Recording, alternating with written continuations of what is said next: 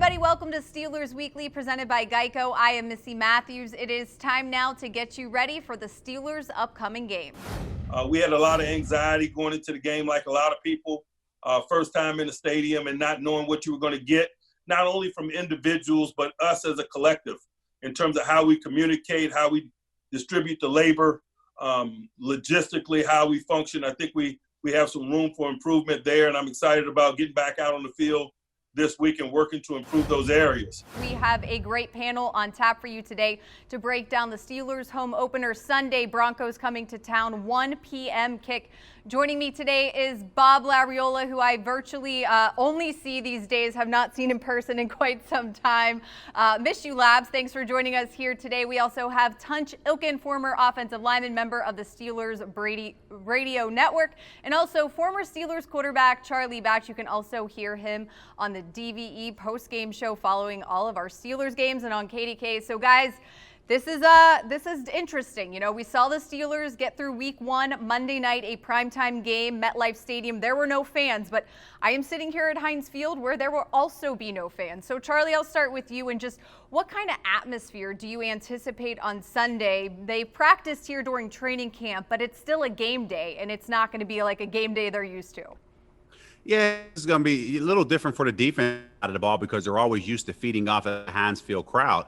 But when you flip to the offensive side of the ball, for me and Ben Roethlisberger, we were in the same conference, the Mid-American Conference, Eastern Michigan, Miami of Ohio, and we're used to not playing in front of 15,000 people or less. So these are things that he's back to normal. So fully expect Ben Roethlisberger to go out there and really just. We always talk about silence the crowd. With no crowd, he's going to go out here and give his teammates an opportunity to cheer from the sidelines.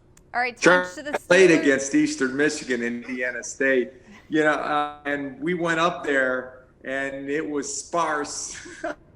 So, one of the things that Ben said when he got hurt last year, he said he couldn't to run out the tunnel this year, and there's going to be no crowd noise. And, one of the things that crowd noise is effective for is the offensive line because you can hear.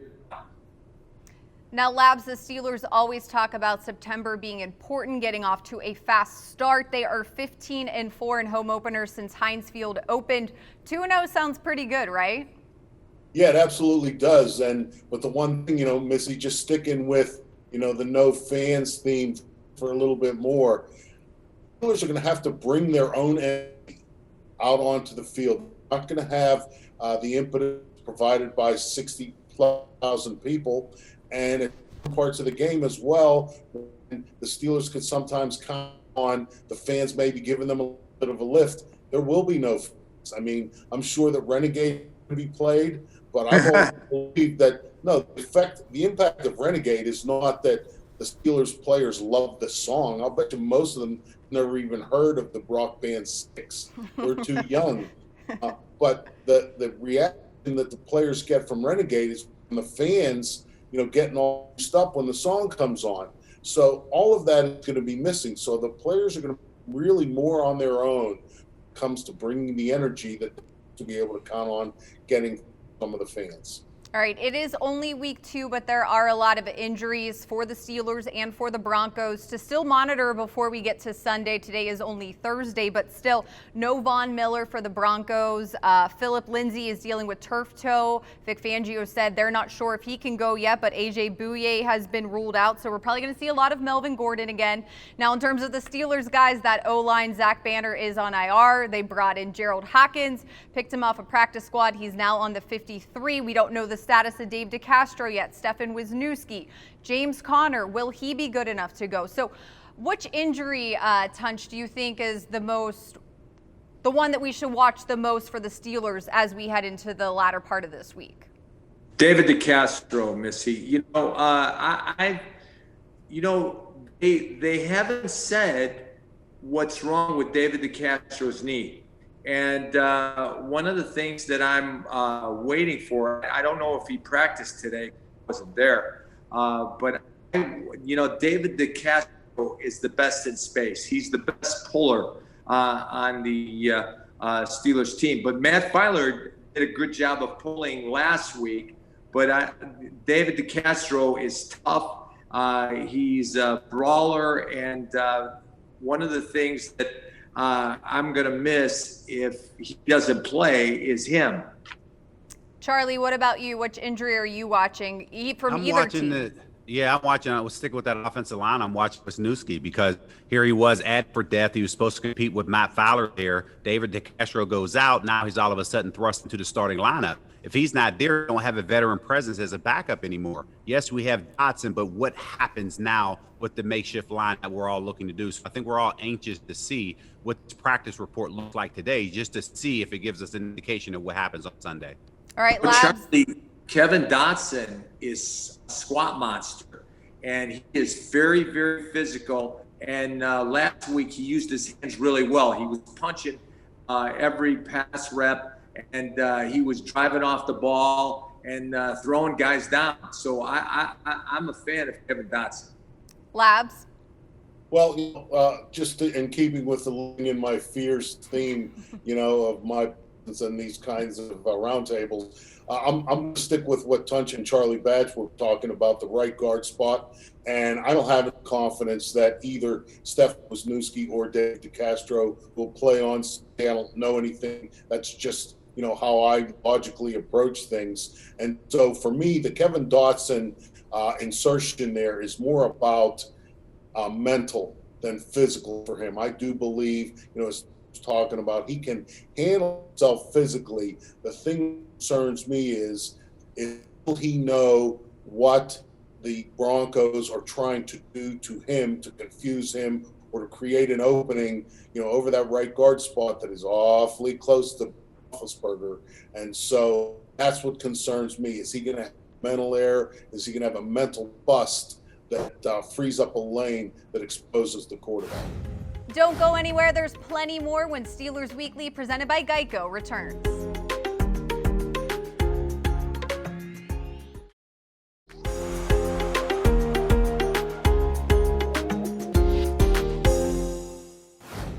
All right, flipping to the Broncos offensive line and their offense. Mike Munchak, the Steelers' former offensive line coach, is over there. And earlier this week, Cam Hayward said he may know just a little too much about the Steelers team. Munch is the ultimate spy right now. He's broke down our defense more than any other offensive coordinator or O-line coach has, and he's going to put his offense in a good position. Whether it's combo blocking, trying to get the pressure off, so he does a lot of play actions and boots to combat that. All right, Charlie, I will start with you. Who will benefit? Will Mike Munchak have an effect on this game, or does the Steelers defense have the upper hand? Well, the Steelers defense will have the upper hand. Yes, Mike Munchak, he'll know the ins of each player as he's preparing for him, but that's what great offensive line coaches do. They go out there, prepare a game plan, but ultimately it's up to the one-on-one battles. I just think the defensive line of the Steelers are just too tough this go around to allow any big gaps and any huge advantages in the run game for the Broncos. Tunch, what do you think? So, Missi, I don't think Mike is going to spend the majority of his time telling Vic Fangio or the defensive coordinator what they're going to do. He's going to be focused on the Steelers' defense, and he's going to get guys ready to play. Those guys, when Mike Munchak was the offensive line coach for the Steelers, those guys loved him. Pounce loved him. David DeCastro loved him. Alejandro loved him. Ramon loved him. And so one of the things that he is a Hall of Famer, and he's a great technique guy, and he's a great scheme guy. And, he's going to get those guys ready to play and not focus on what the Steelers do offensively. Labs, what's your take on this one? Well, I think that Mike Munchak certainly can help his guys and get them ready to play. But unless he's going to, dip into the fountain of youth and go back 20 years and put on a uniform, He's not going to be able to help whoever he's talking about Cam Hayward to help block Cam Hayward. So, it's still going to come down to one-on-one matchups. You can coach up your guys. You can tell your guys this is what he likes to do. But if you can't stop it, you can't stop it. And so I'm looking at the situation. There's a couple of matchups, I think, that regardless of what Mike Munchak may be telling his player. Hold on, Lab. Munchak is calling you now. Regardless of what he might be telling his players, I just don't know if the Broncos' offensive line is good enough to really have an impact in that way. All right. Guys, we are going to take a quick break. I want to talk much more about the Steelers' defense, what they can do to Drew Lock on Sunday, and also hear which matchup you're looking most forward to. So don't go anywhere. The Matchup Show continues.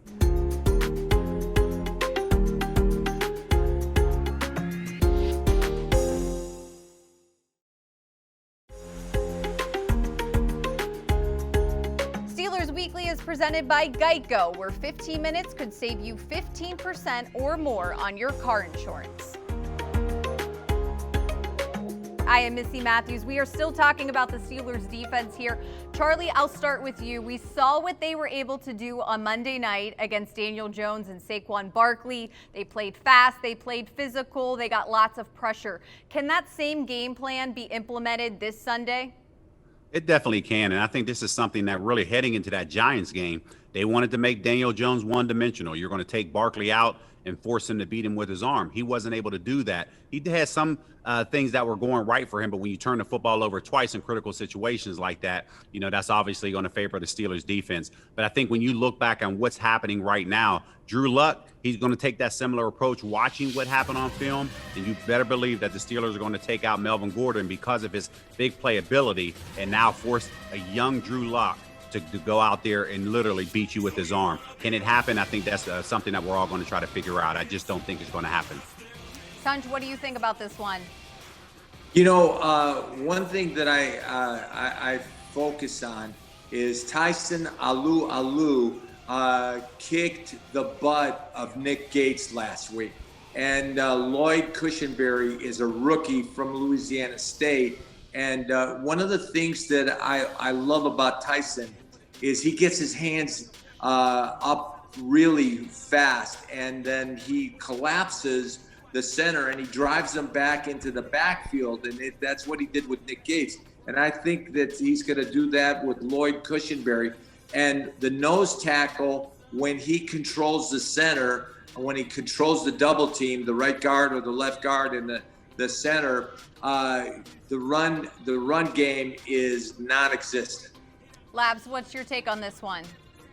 Well, I certainly think that the Steelers' base plan defensively is going to involve stopping the run and then getting after the quarterback. I mean, that's who the Steelers are. They've been either the leader or tied for the lead in sacks for the past few NFL seasons now. But I'm also looking at Ben Roethlisberger and the offense, because if the offense does what it needs to do early, that element of it also can force the opponent away from its running game, because then you're looking at the clock and the scoreboard, and you can't catch up simply by trying to control the game running the ball. It's not 2019 where the Steelers offense is one that has to struggle to score 14 points. And so the defense will do its thing. If the offense holds up its end, maybe by the middle of the third quarter, the running of Melvin Gordon is going to be neutralized just by the scoreboard. All right, guys, this is the Matchup Show, so I want to know, which matchup are you looking most forward to seeing on Sunday? Charlie, what do you say to this one? I'm looking forward to seeing the young Drew Lock against our veteran secondary. They've had a lot of success. They showed a lot of exotic coverages on third down. Can they continue to confuse the younger quarterbacks? And can the Steelers build on what they did last week in that secondary? It's going to be interesting to see, but I think right now they're off to a good start. Tunch, what's your matchup to watch? Well, my matchup is Jarrell Casey against Matt Filer and Bradley Chubb against Alejandro. One of the things, those two are their best pass rushers, and the fact that Von Miller is not playing, you can slide left every time. And, we're going to slide left, and I think that you'll get the chip from the running back on Bradley Chubb. But Bradley Chubb, he looks a little dinged up. He looked a little dinged up against last week against the team that they played. And, I just think that he's not 100%. Labs, what's your matchup for Sunday? Well, kind of piggybacking on what Charlie said, going after Drew Lock, the young quarterback, a lot of times when a young quarterback is under duress or expects to be under duress, he will try and find someone to kind of be his security blanket. And so far this season, anyway, to me, it seems like Drew Lock's security blanket is tight end Noah Fant. He led the team last week with 5 catches for 81 yards and a touchdown. And so I'm going to be interested to see what the Steelers have in their plan to deal with him. I'm sure it's going to include some combination of Devin Bush and Terrell Edmonds. But controlling that guy, I believe, will really help the Steelers' plan in terms of making Drew Lock do some things that he really doesn't want to do. All right, guys, we are going to take one more short break. When we return, I want to get your key to the game. Don't go anywhere. The matchup show continues.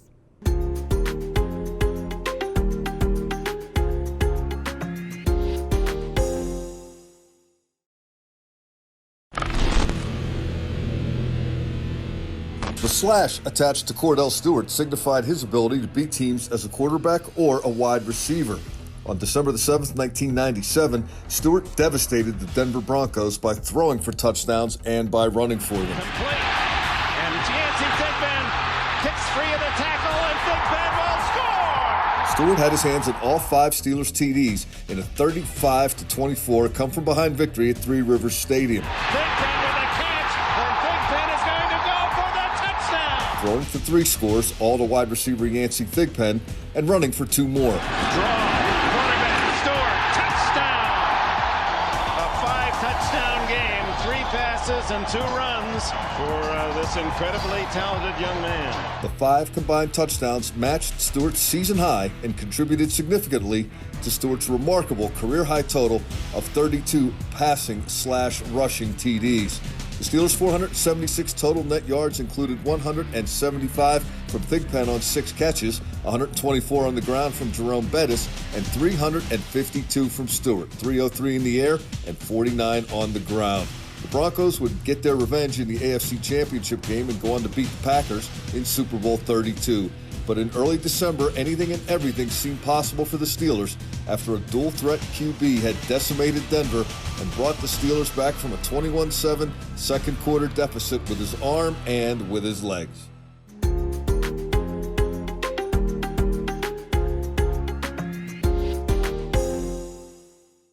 Everybody, welcome back to the matchup show. We are getting ready for the Steelers home opener Sunday here at Heinz Field against the Denver Broncos. The Steelers 1-0, the Broncos 0-1. It is time now for our keys to the game presented by your neighborhood Ford store.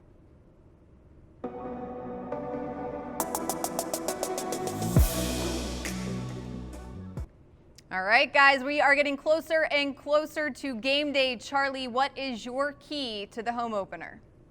My key to this game is Ben Roethlisberger getting this offense off to a faster start. It's, to me, watching that Giants game, it just took him a quarter to really get into his rhythm. And ultimately, once they got in that 2-minute drill, that's when he was at his best. I expect Ben Roethlisberger now, as he knocked off the rust a little bit without playing, with no preseason games, I fully expect him to come out here, put the team in the end zone, open and touchdown drive, and then from there, as they're sitting on top early, then they can get within their game plan, everything they wanted to do this week.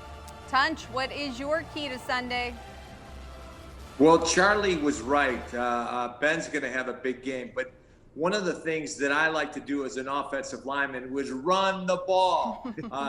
Mike Purcell and Shelby Harris, they're the weak guys of the defensive line. And so on the right side, we're going to have to run the ball. One thing, in the first half, they didn't run the ball well, but in the second half they started running the ball. And Benny Snell, he's got great vision. He's got great speed. He's got great balance, and he's got great power. You know, the fact that I heard that he lost 12 pounds, I didn't think he was going to run with power, but he's running with power, and he's got a great jump cut, and he's bounces it outside. Benny Snell against these guys, I think is going to have a big game. All right, Labs, are we saving the best for last? What is your key to Sunday? Don't help Denver. Both of these teams played Monday night, and all due respect to the Denver Broncos, I don't believe that they're a good enough team to fly halfway across the country on a short week and beat the Pittsburgh Steelers at Heinz Field unless they get help. And by help, I mean turnovers, bad penalties in situations. Don't commit penalties on third downs that extend the opposing offense's drives. Don't kick off out of bounds. Don't clang extra points off the upright. Those kinds of things. If the Steelers, Mike Tomlin always talks about being a tough team to beat. Well, a lot of what goes into that is not beating yourself. To use a tennis analogy, don't hit the ball into the net.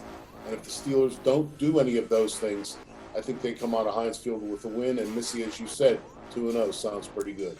All right, guys, thanks so much for joining me here today on the Matchup Show. Really appreciate it. Again, Steelers home opener Sunday at 1 o'clock. Visiting Broncos will be in town. Thanks, guys. Have a great night. We'll see everybody here next week.